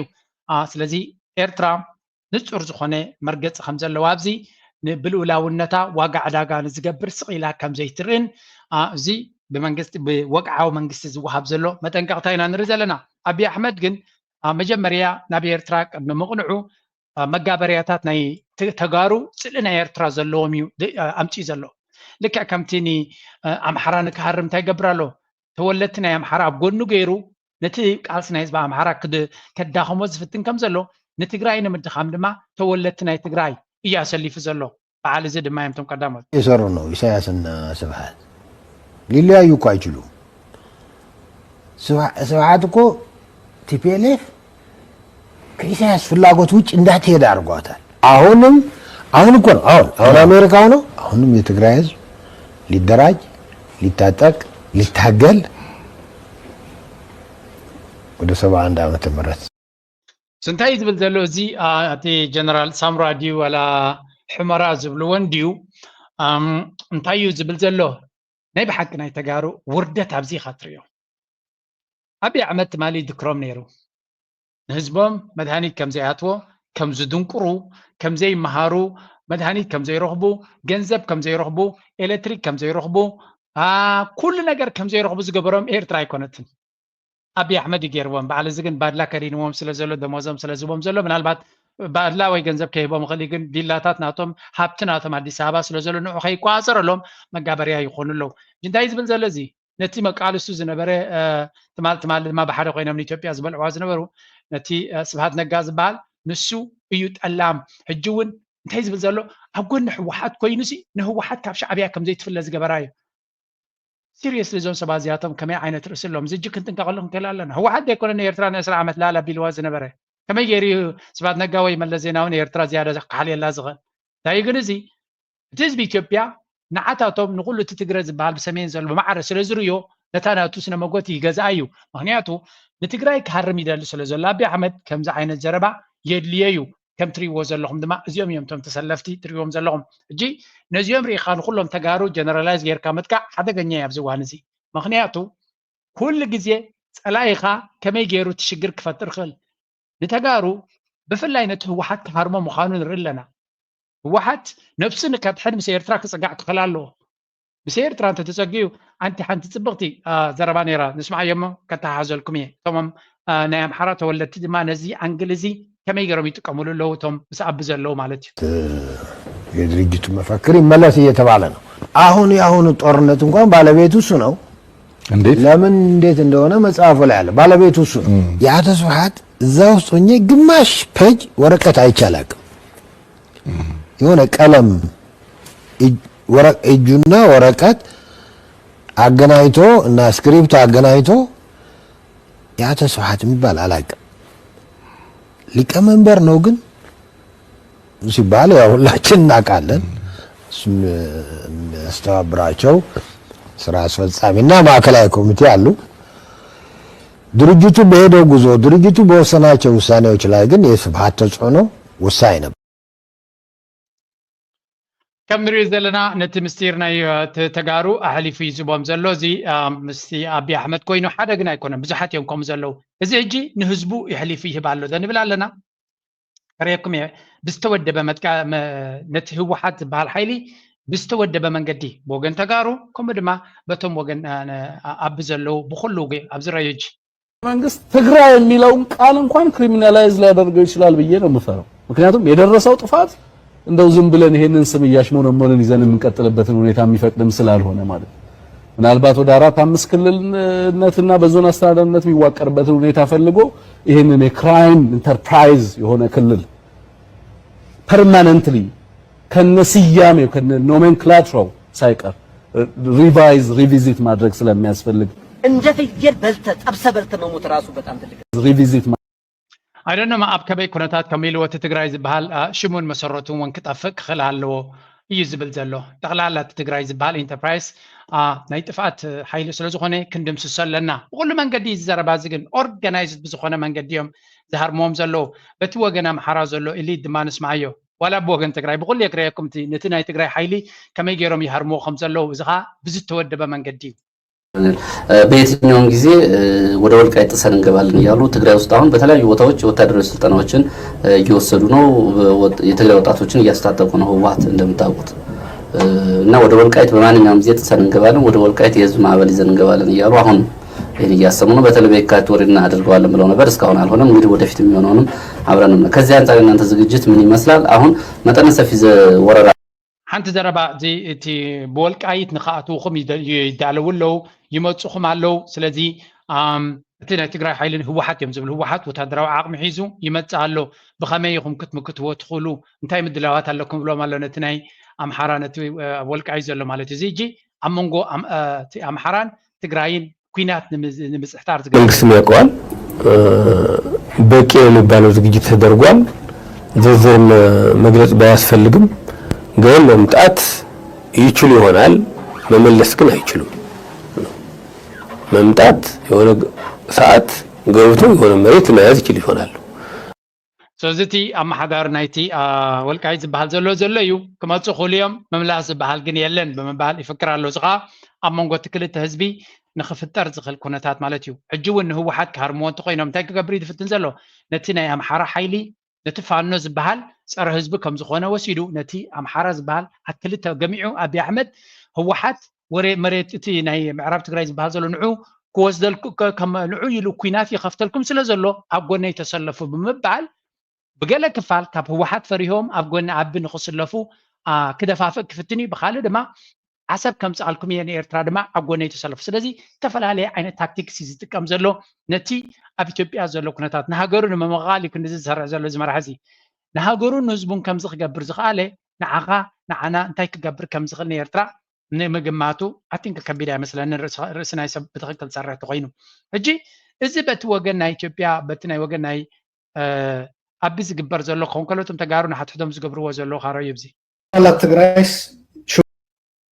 ዕላዊ ስትራቴጂካዊ ውድቀትን ኣብ ሓደጋ ክፍፍል ዝኣተወት ውድብ ሕጋውነት ከብቅዕ ብመንግስቲ ኢትዮጵያ ግዜ ገደብ ዝተዋሃቦ ኮይኑ ሓደ ክፋል ሓይሊ ሕወሓት ዓርሱ ዝኽኣለ ውድብ ኮይኑ ምምፅኡ ርግፅ ኮይኑ ኣሎ ቅድም ኢሉ ብሓባር ጉባኤ ነካይድ ብዝብል ብጌታቸው ረዳ ብዝምራሕ ማእኸላይ ኮሚቴ ዝቐረበ መፀዋዕታ ምላሽ ዘይሃበት ሓደ ክንፊ ሕወሓት ኣብ ዙርያ እቲ ዝምዕብል ዘሎ ፖለቲካዊ ሕወሓት ዝሃቦ ግብረ መልሲ የለን ዝርዝር ኣለና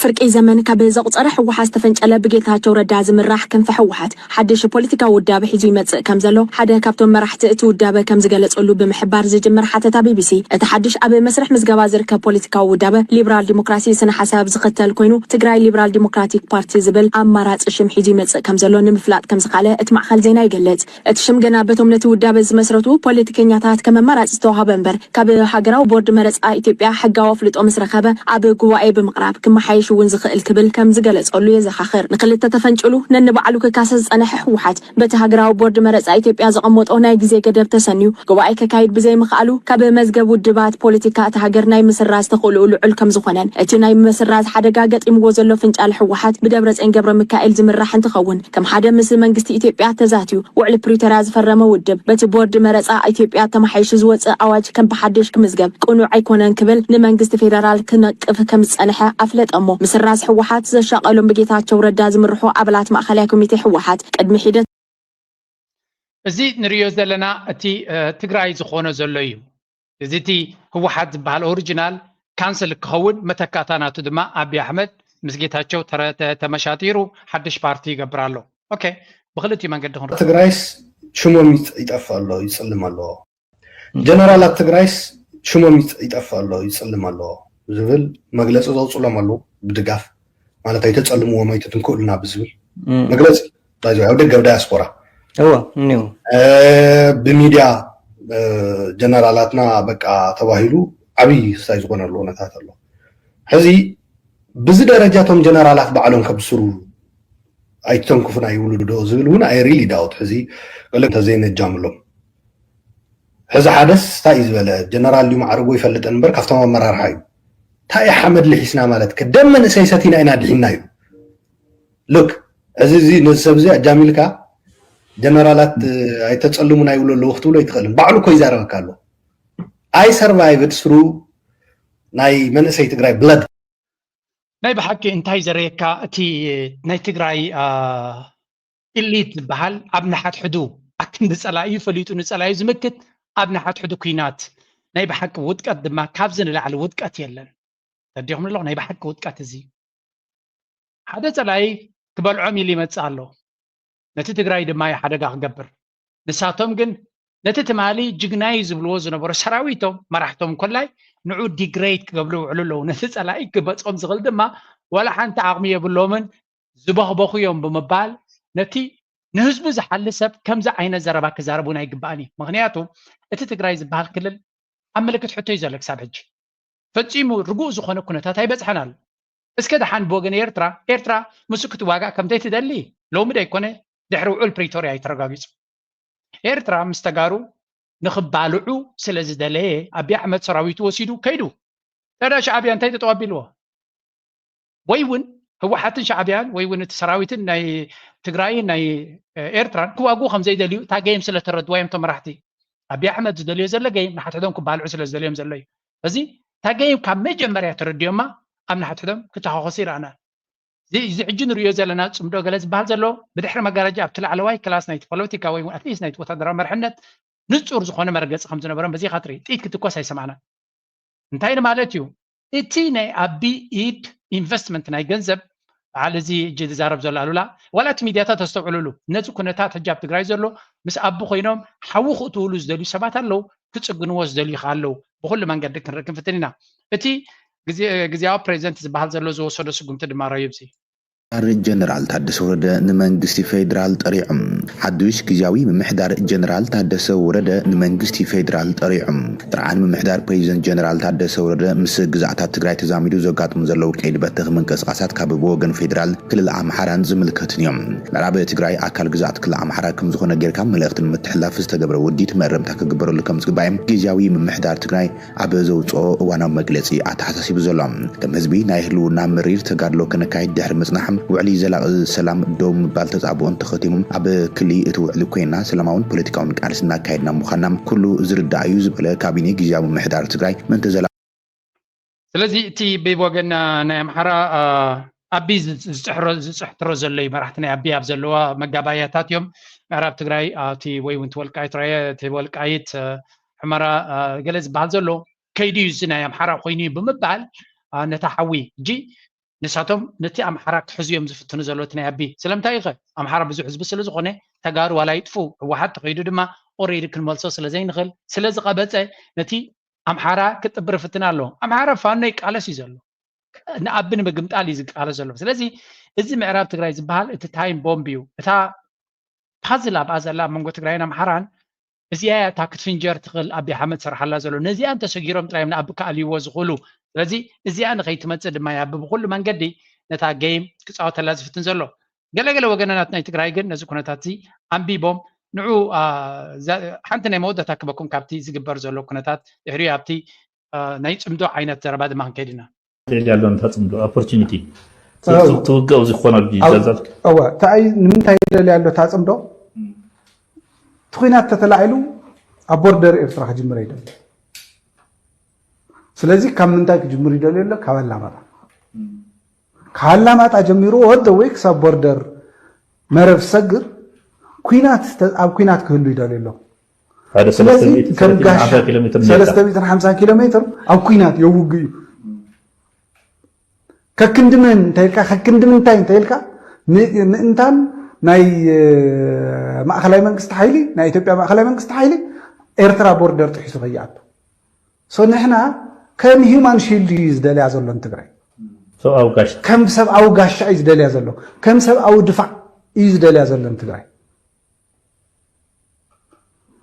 ትግራይ ክትሓዊ ይኮነን ዝደልያ ዘሎ ክድሕን ኣይኮነን ዝደልያ ዘሎ ምክንያቱ ኣብቲ ከይዲ እኮ ከምዚ ኣብይ ጨኪኑ ናብ ኤርትራ ገፁ ናብ ቀይሕ ባሕሪ ገፁ ክወፍር ይኽእል እዩ ኣጀንዳ ከልዕል ይኽእል ኢሉ ኣብ ዘይሓሰበሉ እዋን ተኾሊፈ እየ ይብል ነይሩ ምክንያቱ እንታይ ድዩ ኣብ ማእኸል ትግራይ ትበሃል በፈር ክትህሉ ይደልን ነይሩ ትግራይ ከም ኣብ ማእኸል በፈር ተዘይትህሉ ናይ ኣስመራ ሓይለ እንታይ ክሓስብ ነይሩ ደብረ ብርሃን ሸኖ ኩናት ክጅምር ይኽእል ነይረ እየ ምክንያቱ ምስ ናይ ፋኖ ሓይልታት ተዋዲደ እዩ ዝብል ዋይ ተውተታ በዓል እዚ ዘሎ ስቡነት እንታይ እዩ ሕጂ እቲ ኣማራፂ ንሱ ዝብሎ ዘሎ ናይ መፍትሒ ሕጂ ድራቐቐሉ ዘሎ ህዝብኻ ከተትሕን ትኽእል ድሕሪ ኮይንካ ኣትሕን ሓንቲ ዘረባ ኣላ እቲ ጌታቸው ረዳሲ ኣብ ፖለቲካ ከመይ ጌርካ ትዕወት እውን ዝተረዶ ይኮነ ኣፍኮርስ ንሱ እቲ ግዝያዊ ረብሓ ምቾትን ናይ ኣዲስ ኣበባ ስለ ዝናፍቕ እውን ክኸውን ይኽእል እምበር ንኣብነት ህወሓት ምስ ሻዕብያ ርክብ ኣለና ክብል ከሎ እንታይ እዩ ዝገብረሉ ሌቨሬጅ ይህቦ ፖለቲካዊ ማለሲ ብወቅዒ ምስ ሻዕብያ ምስ ኤርትራ ርክብ ኣለና ዘይኮነሲ ኢን አንኦፊሻል ምስ ኤርትራ ርክብ ከም ዘለዎም ተተፈሊጡ እንታይ ዝገብረሎም ካብ ኣቢ ተፈራህነት ይረኽቡ ካብ ኣቢ ተፈራህነት ረኺቦም ኣቢ ንኸይከስሮም እንታይ ዝገብር ኩሉ ነገራት ትጎዲልና ኣሎ ዝብልዎ ክህቦም ይኽእል እዩ እዚ ፖለቲካ ሌቨሬጅ እዩ ምስ ኤርትራ ርክብ ዘይብሉ ህወሓት ዝተረመሰ ትካል ምዃኑ እቲ ትግራይ ኣይርድኦምን እንዲ ኮይኑ ትርእሶም ዘይሰርሕ ዋላ እንታይ እዩ ወይስ ኣቢ ደንጊፁ ክሕግዞም እዮም ዝደልይዎ ዘለዉ ኣቢ እኮ እቲ ቀደም ክጭፍጭፎ ኸለን እቲ ህዝቢ ትግራይ እቲ ፖለቲካ ናይ ትግራይ ትቀንዲ ስግኣት ንዑ ስለ ዝኾነ ድሕሪኡ ድማ ኣምሓራ ስለ ዝኾነ ስርሑ ዕዮ ገዙ ብትኽክል ሰርሕ ኣሎ እዚኦም ግን ለባማት ወይ ልሂቃን ኢና ኢሎም ነቲ ድሕነት ናይቲ ህዝቢ እውን ክሰርሑ ከም ዘይክእሉ ኢና ንርኢ ዘለና እጂ ኩሉ እዚ ንሪኦ ዘለና እቲ ሚድያታት ናይ ትግራይ ክንዲ ምንታይ ኣብ ንሓትሕዱ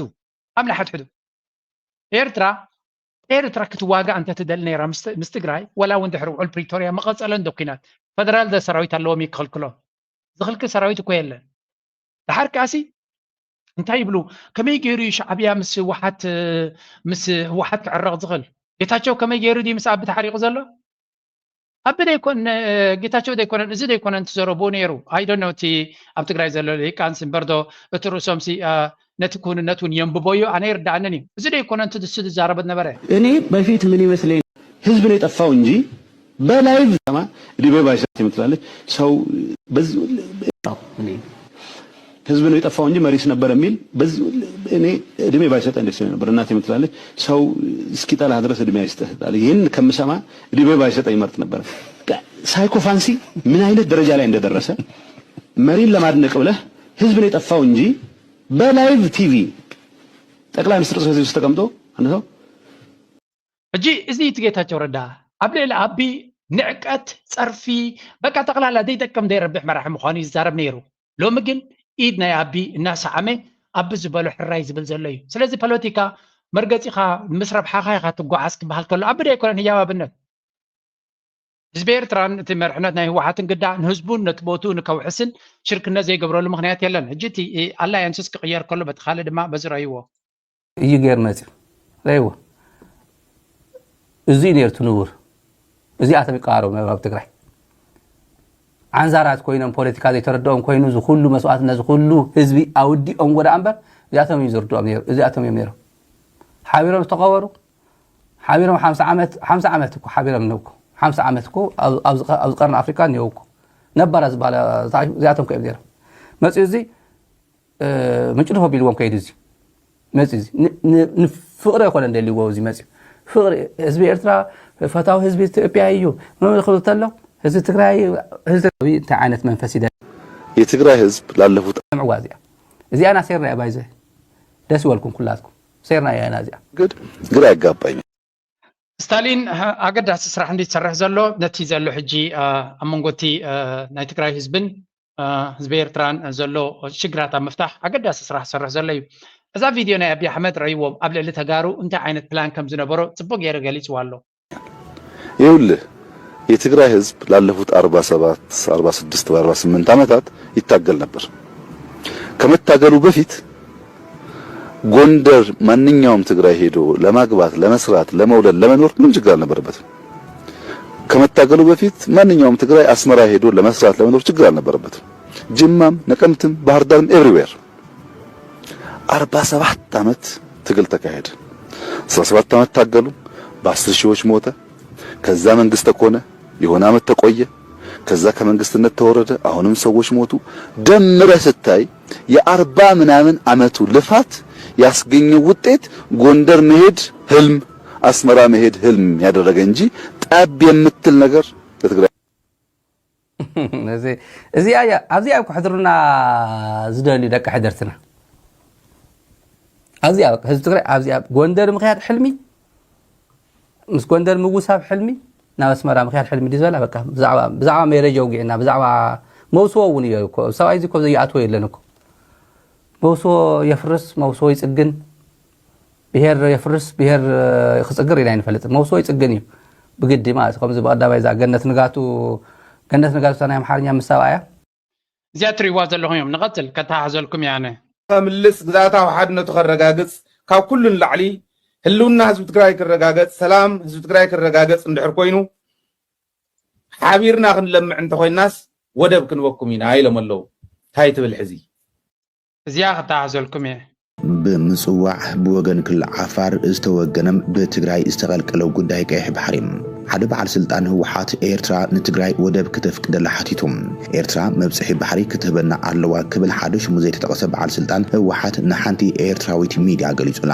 እቲ ሕቶ በዓል ስልጣን ህወሓት ካብ መንግስቲ ፌደራል ክመጾም ዝኽእል ስጋት ንምክልኻል ዝኽእሎም ቀረባት ወጻኢ ብወደብ ምጽዋዕ ከእቱ መንግስቲ ኤርትራ ከፍቅደሎም ድሌቶም ከም ዝኾነ ሓቢሩ ንክትብል ኤርትራ ፕሬስ ጸብጺባ ዘላ እቲ በዓል ስልጣን ህወሓት እዚ ስትራቴጂካዊ ስጉምቲ ዓመስቲ ቀረብ ምድላል ከምኡን እህጉራዊ ደገፍ ናይ ምቕባል ዓቕሞም ብዓብዩ ከዕቢ ከዕብይ ይኽእል እዩ በዚ ድማ አንጻር እቲ ስጋኣት መንግስቲ ዓብይ ዝገብርዎ ዘለው ጻዕሪም ከሐይሎ ከም ዝኽእል ገሊጹለይ ክትብል እያ ጸብጺባ ዘላ እዚ ተበጻሕነት ወተሃደራዊ ዓቕሞም ዘጠናኽር ጥራሕ ዘይኮነስ ካልኦት ክልላዊ ውድባት ከም ጉጅለታት ኣምሓራን ሶማልያን ሙሉእ ርእሰ ምሕደራ ወይ ናጽነት ናይ ገዛ ርእሶም ባህጊ ከስዕቡ ከለዓል ይኽእል እዮም ክብል እቲ በዓል ስልጣን ህወሓት ከም ዝነግረያ ገሊጻ ዘላ ኤፒም ካብ ኤርትራ ብዛዕባ ሎጂስቲክሳዊ ደገፍ ዓመጽቲ ትግራይ ንመንግስቲ ብልጽግና ብኣድማዒ መንገዲ ክፈታትኑ ከም ዝኽእልን ካልኦት ክልላት ናጽነቶም ከረጋግጹ ክመርሕ ከም ዝኽእል ሓሳብ ኣቕሪቡ እቲ ማእኸላይ ደረጃ ዘሎም በዓል ስልጣን ህወሓት ንኤርትራን ፕሬስ ኣብ ዝሃቦ ቃል እቲ በዓል ስልጣን ወሲኹም እቲ ድሮ ምስ ናይ ገዛ ርእሶም ቅርታታት ዝቃለ ዘሎ ክልል ሶማልያ ነዚ ዕድል ተጠቒሙ አንጻር ማእኸላይ መንግስቲ ክእከብ ይኽእል እዩ እዚ ድማ ንፖለቲካዊ መልክዕ ኢትዮጵያ ዝያዳም ክበታትኖ ይኽእል እዩ ከምዚ ዓይነት ሴናርዮም ሰንሰለታዊ ግብረ መልሲ ከበግስ ይኽእል እዩ ምክንያቱ ጻዕሪ ርእሰ ውሳነ ኣብ ዝተፈላለዩ ብሔራት ተዘርጊሖም መንፈስ ባልካናዊት ኢትዮጵያ የላዓል እዩ ኢሉ ከም ዝነገራ ኤርትራን ፕሬስ ንሓደ በዓል ስልጣን ህወሓት ብምጥቃስ ጸብጺባላ ፍልጥቲ ፍልፍል ሓበሬታ ጦር መሳርሒ ንምእታው እናተንቀሳቐሰ ምዃኑ ተሓቢሩ ምስ ሻዕብያ ተዛሚዱ ጦርነት ንምኽፋት ከም ዝተዳለወ ዝንገረሉ ዘሎ ህወሓት ናይ ጦር መሳርሒ ንምእታው እናተሸባሸበ ከም ዘሎ ተሰሚዑ ህወሓት ብወደብ ምጽዋ መሳርሒ ንምእታው ንመንግስቲ ኤርትራ ሕቶ ከም ዘቕረበን ንግግር እናተገበረሉ ከም ዘሎን እውን ተሓቢሩ ቅድሚ ሕዚ ኣብ ዛላንበሳ ተራኺብና ኢና ዝበሉ ናይ ህወሓትን ሻዕብያን አክቲቪስታት ንዓብ ንኸይለዓል ኢልና ደኣንበር ዝተረኸብናሉ ኣብ ዛላንበሳ ዘይኮነስ ኣብ ኣስመራ እዩ ምባሎም ንብዙሓት ኣደሚሙ ህወሓት ናይ ጦር መሳርሒ ንምእታው ዘቕረቦ ሕቶ ኢትዮጵያ ናይ ምብታን ባህጊ ብዘለዎ ናይ ኤርትራ መንግስቲ ተቐባልነት ክረክብ ይኽእል እዩ ክብሉ ምሁራት ገሊጾም ህወሓት ናይ ምጽዋ ወደብ ንኽጥቀም እውን ሕቶ ዘቕረበ እንትኾን እዚ ድማ ምስ ፌደራል መንግስቲ ንምፍኽኻር ከመችወሉን ካብ ዓለም ዘድልዮ ድጋፍ ንምርካብ ንክሕግዞን ምዃኑ ተገሊጹ ቅድሚ ሕዚ ኣብ ዛላንበሳ ተራኺቦም ከም ዝነበሩ ዝገለጹ ወርኺናትን ኣብ ልዕሊ ትግራይን ኤርትራን ዝግበር ናይ ትማል ዝነበረ ናይ ቀደም ዝነበረ ዝጸንሐ ምዕነዋይ ዝኾነ ካይዳ እዚ ጠጠው ኢና ክነብሎ ክንክለለን ክንነቅሕልና ባይዘው ሕሳይ እንትን ኣይኮነን ትንክሕቲ ገለ ኣይኮነን ባይዘው ሕዚ ገለ ኤርትራውያን ኣሕዋትና ዋላ ገለ ተጓሩ ኣሕዋትና እውን በቃ ዝንሕነ ናይ ምፍርዳይ ተኣሽሙ ኩሉ የውን ኣብ ትግራይን ኤርትራን ዝተፈጠረ ስርዓታት ዝፈጠርዎ ኩናት ናይ ፖለቲካል ኢኮኖሚ ዝነበረ ወንፂ ክኾነ ኣይነበረን ኣነ ህፃን እንዳሃለሁ ወይ ወዲ 10 ገለ ዓመታት እንዳሃለሁ ኣብ ልዕሊ ኤርትራ ዝተኻየደ ኩናት እውን ኣነ ኣይድግፍን ነይረ ግልጽ ክነግረካ ማለት ሽዑ ተምሃሮ ኣለዋ ደገሎ ዕረፍትና ኣነ ቀዋመ እየ ነይረ ብዝግባእ ዝፈልጦ ካብ ኣኮሎግዛይ ጀሚርካ ክስካዕ ከባብታት ምዕራብ ሰሜን ምዕራብ ዘሎ ብደንብ እየ ዝፈልጦ ስነልቦና ናይቲ ማሕበረሰብ እውን ሓውና ህዝቢ ትግራይ ዝብል ኣብ ትግራይ ዘሎ ህዝቢ እውን ሓውና ህዝቢ ኤርትራ እዩ ዝብል ስለዚ እቲ ህዝቢ ሓደ ህዝቢ እዩ ሓደ ህዝቢ ክንብል ከና ማሕበራዊ መሰረትና እዩ ዘለካ እቲ ቃልስና ኣመፃፃና ህዝቢ ኤርትራ ክህሉ ኣለዎ ህዝቢ ትግራይ ክህሉ ኣለዎ ስለዚ ንሕና ኤርትራ ሃገር እያ ትግራይ ክልል እያ ኣብ ኢትዮጵያ ዘላ ዓዲ እያ ጽባሕ ንጎ ዓሳኽ ኢላ ትወፀሉ ሃገር ትግራይ ትኾነሉ ኩነታት ህዝቢ ኤርትራን መንግስቲ ኤርትራን እዚ እቲ ሶሎ ሚድያ ዝገብሮ ዘሎ ስራሕ ናይ ብሓቂ ክብሪ ዘውህብ እዩ ናይ ብሓቂ ነቲ ህዝቢ ናይ ብሓቂ ሰላም ዝደሊ ዝነበረ ህዝቢ መን ምዃኑ ንሰላም ክዘርግ ዝደሊ ዘሎ ህዝቢ ኸ መን ምዃኑ ኢና ንርኢ ዘለና ስለዚ ሰላም ንደሊ ኣብ መንጎ ህዝቢ ኤርትራን ህዝቢ ትግራይን ሰላም ንደሊ ኣለና ተባሂሉ ሕጂ ይትመድረኹ ክልቲኦም መንግስታት ኣብ ኣራውጭ ኣለዎም ብፍላይ ድማ ኣብ ትግራይ ዘሎ ፖለቲካዊ ሓይሊ ብፍላይ ድማ ወተሃደራዊ ሓይሊ ኣብ ሓደጋ የንፀላልዎ ከም ዘሎ ምግንዛብ የድሊ ንኤርትራ ኣይኮነን ሓደጋ ዘሎ ብዝዋል እዚ ንኤርትራ ኢትዮጵያ ኢለኩም እየ ክንደይ ዘደጊመኩም ኣለኹ ኢትዮጵያ ዝበሃል ሙሉእ ብሙሉእ ኣብ ውሽጢ ኩናት ዘይብሉ ናይ ዓለም ሙሉእ ደገፍ ኣሜሪካ ድማ ብዝኾነ ይኹን ደሸግራ ኩናት ከይሃለወት ከላ ሱፐር ፓወር undisputed ሱፐር ፓወር ከላ ዝኾነ ይኹን ዝቀናቐና ዘይብላ ሓያል ከላ ኣብ 98 ክሳብ 2018 ዝበፅሕ ኤርትራ መኪታቶ እያ እዚ ሕጂ ዝመፅእ ዘሎ ብወገን ኣቢ ክመፅእ ዝኽእል ፈተነ ናይ ኤርትራ ቀዳማይ ነገር ሓድሽ ኣይኮነን ንኤርትራ ድማ ዘይተፀበየቶ ይፍሉይ ነገር ኣይኮነን እንተኮይኑ ማለት እዩ እቲ ቀንዲ ፀጋም ኣብ ትግራይ ዘሎ ፖለቲካዊ ኣቃውማ ኣብ ዝሓለፈ ከቢድ ኩናት ሓሊፉ በሰላናቱ ከይሓወየ ሕጂ ድማ ኣቢ ዘለዎ ሓይላት ተኣኻኺቡ እንድሕር መፅይዎ ትግራይ እንታይ ክትከውን ከም ትኽእል ምግማቱ ከቢድ ኣይኮነን ስለዚ እቲ ናይ ትግራይ ሓይሊ ምስ ኤርትራ ርክብ ክገብር ከሎ ዋላ እውን ፖለቲካዊ ሌቨሬጅ ዝፈጥረሉ እዞም ዝስዕሩ ዘለዉ ንሕና ድማ ወገን ኤርትራ ነቲ ትግራይ ንኩናት ተጠቒሙ ናብ ኤርትራ ክገብሮ ዝኽእል ከታርፍ ክሳብ ዝኽእል ዝኾነ ነጥቢ ምስ ተጋሩ ዝምድና ምግባር ምክንያቱ እቲ ስትራቴጂካዊ ዕላማታት ናይ ኤርትራ ስለ ዝተሃረመ ናይ መወዳእታ ቀላዕ ካብቲ ዓቕሊ ፅበት ዘለዎ ኣብይ ኣሕመድ ስለ ዝመፅእ ዘሎ ጥራይና ንዛረብ ዘለና ነዚ ዘረባታት ንብኦ ዘለና ድማ ብወገን ትግራይ ፅቡቅ ዝኾነ ሰላም ክፈጥር ዝደሊ መንእሰይን ሚድያታትን ንሰምዕ ኣለና حوك فطروز دليو ميديات هذا ما نسمع لنا أتحاجنا دم ما خنرينا تايت بالحزي صار دلويت زغر زنبره اتقالسنا ولا مسواتነት نخفللو بزي قدس فرندا فري يخد كم زلو تريو والله كبل دلي حزب تግራይ መስዋዕትነት ከፊሉ ናይ ፌደሬሽን ቃል ኪዳን ኣብ ኢትዮጵያ ከፈራርም ከሎ ናይ ኢትዮጵያ ክልላት ፌደሬትድ ኮይነን ብናይ ፌደሬሽን ቃል ኪዳን ክትኣሳሰራ ከለዋ ብመስዋዕትነት ህዝብ ትግራይ ክትኣሳሰራ ከሎ هاي حج እንታይ ዝብል ዘሎ ደገለገለ ኤርትራውያን ዝኾነ ስምዒት ክፈጥር ኸልዩ ኣብቲ ገባሕሪ ንኽጥቀሙ ንትግራይ ዕድል ክህብየ ይብላሎ ወደብ ክህብየ ይብላሎ ኤርትራ ክበሃል ከሎ ንገለገለ ሰብ ሓድሽ ስምዒት ክፈጥረሉ ኸልዩ ኣይኮነን ሎሚ ኣብ 2000 ድሕሪ ካልኣይ ቀዳማይ ካልኣይ ሳልሳይ ወራር ብርቱዕ ኩናት ምክያዱ ኣብ 2002 መንግስቲ ኤርትራ ኣብ ኢትዮጵያ درك أقاطع من لابزلو وده بعسب وده بعسب تتقيمم رديت كتب زي زخوني يكون واقع أفكيدنا يريو سلامتاي اتهزبي نخجل كسب زخوني أطوارن تانكن كتب داي نفكر نمبر رديت نخرجبو كان نفكر نخلينا بمبالغ تزلا على بوليتيكاوي شنكارز نبرون زف كريس لازم إني نزي واحد حيلي بزن تحجزه أنا سأجا ما يراينني بس جن بحد وجن ترايو تخيل كفالنا يتقرأي دي قبرز ولا دمان رأي بوليس تكتاتلو أهون እርምጃ ወስዶ ይዟቸዋል በጣም ለማየት የሚዘገንን እኮ ነው በዚህ በሲሲቲቪ ካሜራ የተቀረ መንገድ ላይ ባሉ ገባ ሴት ልጅ እንደዚህ አንግ የሚያረጉ ናቸው በጣም ይዘገንን እነዚህ ሳዋ የሰለጠኑ ከዛ የመጡ በሙሉ ኤርትራውያን ናቸው እዛ ያሉ ኤርትራውያን በሙሉ ወንጀለኞች ናቸው ማለት አይደለም ይሄ ሲባል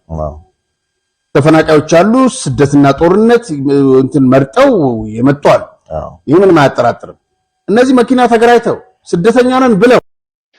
سوزي تري ورا لهم حدا كابتي قد محجنتهم تجارو أتاكس جبر زنبر حجر ما نبي إرتراويان سجيرلو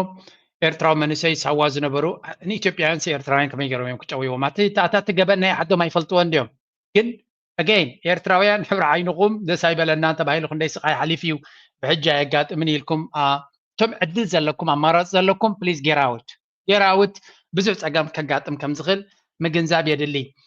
حجي أقد أسيت فيديو كبكم من البات توم كترجعوا سوات غلود ما رجعوا سوا. سبوات كم يحضركم بريسيدنت ترامب باليو.اس نتقمت عدك أنستيو نايم مجمرة قلعة أبطول دالو جزء first time moms $5,000 بونس كهبية إلو ألو قال أي ني شدشت قلعز ولدت عدة national medal نايم motherhood كو هبا خمسة لوو نخلت تمرعو سب حدار مجمرة زي young couple تمرعو scholarship كهب مخانو أبرو إسيخا تمرعو خينام حدو العزلو منزيبلو scholarship كهب مخانو يزحبر زلو إزخاء عندي منشي نايز نجرزي اتي population بزح سب مولاد تطويلو ألو اتقطري ناي هزبي أب بمول عالم كأندا قدلي متسأل سبيشالي أب نورز أمريكا جابان ونزي تختلا نزي نجرزين محق يغني لنا كبرت حفتنا إيرتراويان أب أمريكا زلخن هايه ثم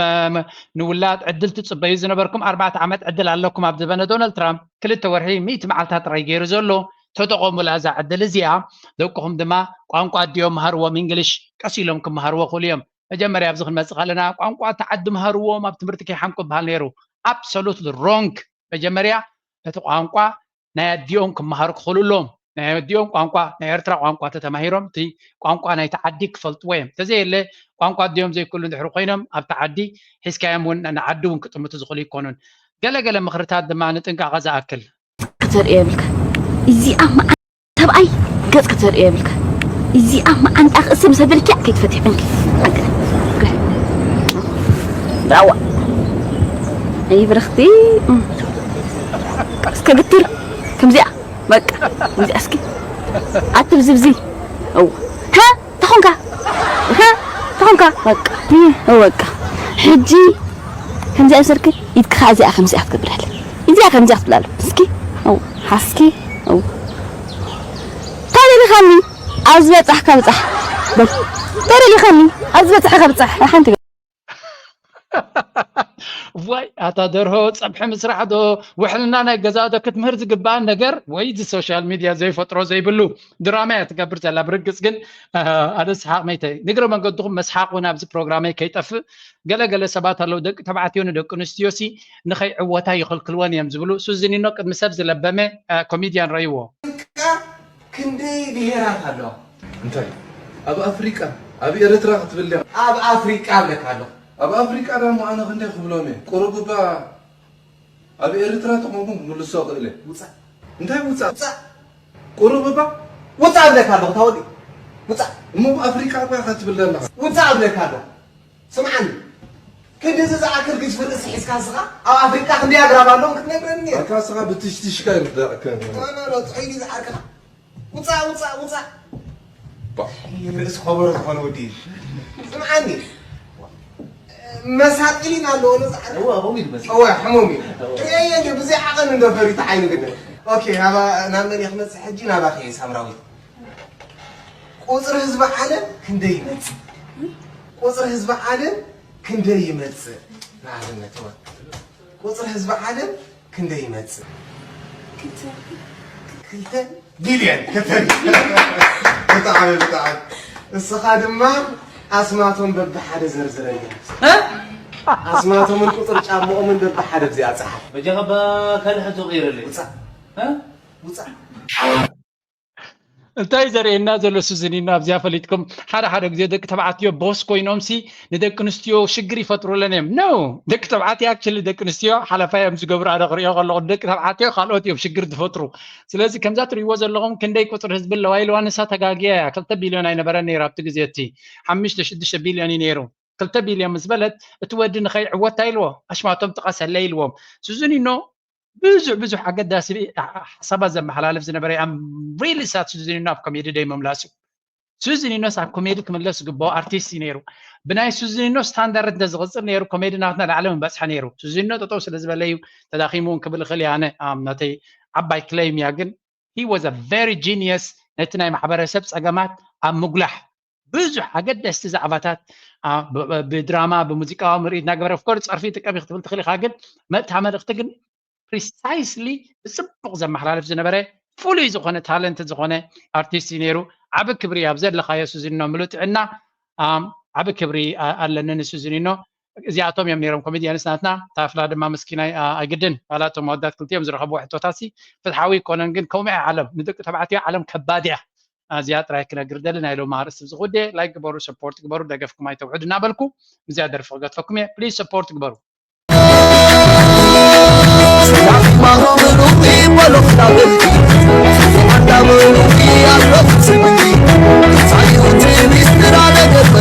I'm